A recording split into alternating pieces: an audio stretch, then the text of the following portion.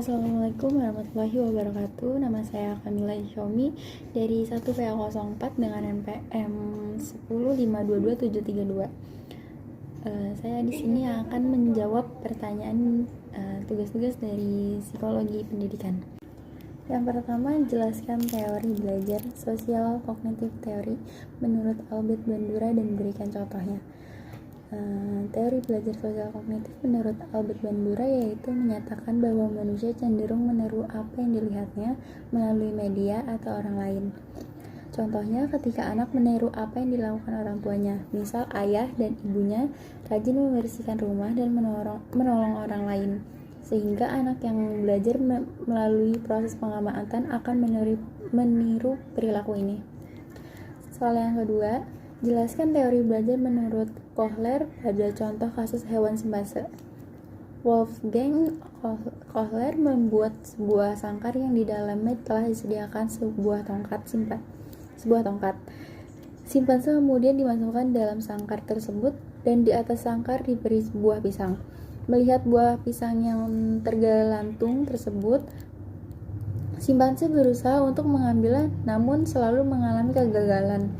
Dengan demikian, simpanse mengalami sebuah problem, yaitu bagaimana bisa mendapatkan buah pisang agar dapat dimakan. Karena di dekatnya ada sebuah tongkat, maka timbullah pengertian bahwa untuk meraih sebuah pisang harus menggunakan tongkat tersebut. Pada eksperimen yang kedua, masalah yang dihadapi oleh simpanse masih sama, yaitu bagaimana cara mengambil buah pisang. Namun, di dalam sangkar tersebut diberi 2 tongkat. Simpanse mengambil pisang dengan 1 tongkat, namun selalu mengalami kegagalan karena buah pisang diletakkan semakin jauh di atas sangkar. Tiba-tiba muncul insting atau pemahaman dalam diri simpanse untuk menyambung kedua tongkat tersebut. Dengan kedua tongkat yang disambung itu, simpanse menggunakan untuk mengambil buah pisang yang berada di luar sangkar. Ternyata usaha yang dilakukan oleh simpanse itu berhasil. Dari percobaan tersebut menunjukkan simpanse dapat memecahkan problemnya dengan instingnya, dan ia akan mentransfer insting tersebut untuk memecahkan problem lain yang dihadapinya. Yang ketiga, jelaskan teori belajar menurut Pavlov pada contoh kasus hewan anjing dengan bel, yaitu di mana anjing bila diberikan sebuah makanan, maka secara otomatis anjing akan mengeluarkan air liur.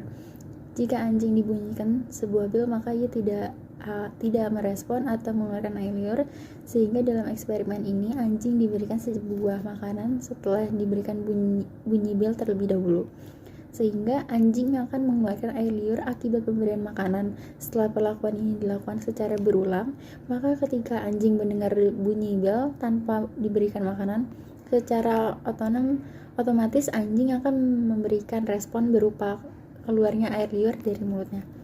Dari eksperimen Pavlov, setelah pengkondisian atau pembiasaan dapat diketahui bahwa daging yang menjadi stimulus alami dapat digantikan oleh bunyi lonceng sebagai stimulus yang dikondisikan. Ketika lonceng dibunyikan, ternyata air liur anjing keluar sebagai respon yang dikondisikan. Yang keempat, jelaskan dan berikan contoh teori belajar menurut Skinner tentang reward dan punishment. Reward dipandang sebagai sebuah penguatan positif atau reinforcement untuk memunculkan suatu perilaku positif dan sebagai untuk bentuk apresiasi atas sebuah tindakan positif yang telah dilakukan. Contohnya memberikan nilai atau bisa juga memberikan hadiah untuk yang menjawab bagi yang menjawab benar. Punishment adalah segala hal yang dapat mengurangi terjadinya suatu perilaku. Punishment juga dibagi menjadi 2, yaitu punishment positif dan punishment negatif.